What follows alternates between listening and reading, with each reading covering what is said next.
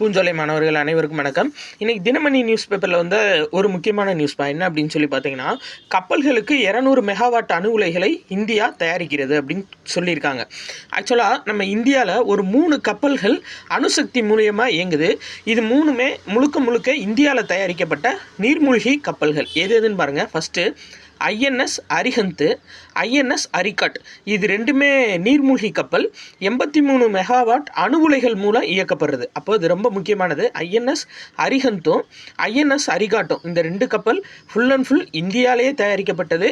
அணு உலைகள் மூலமாக இயங்கக்கூடிய கப்பல்கள். அடுத்து பாருங்கள், ஐஎன்எஸ் அரிதமன். சரிங்களா, இந்த கப்பல் வந்து இப்போ ரீசெண்டாக கட்டிகிட்டு இருக்காங்க.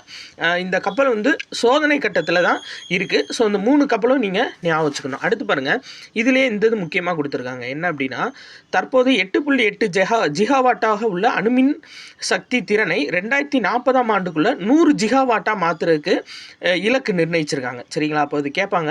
2047 விஸ்கித் பாரத், வளர்ந்த பாரதம் திட்டத்தை நோக்கி இந்தியா போயிட்டுருக்கு.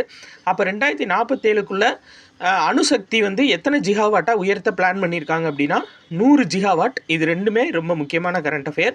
இது வந்து அப்டேட் பண்ணாமே இருந்துச்சு நியூஸ் பேப்பரில். ஸோ அப்டேட் பண்ணாதவங்க அப்டேட் பண்ணிக்கோங்க. நன்றி.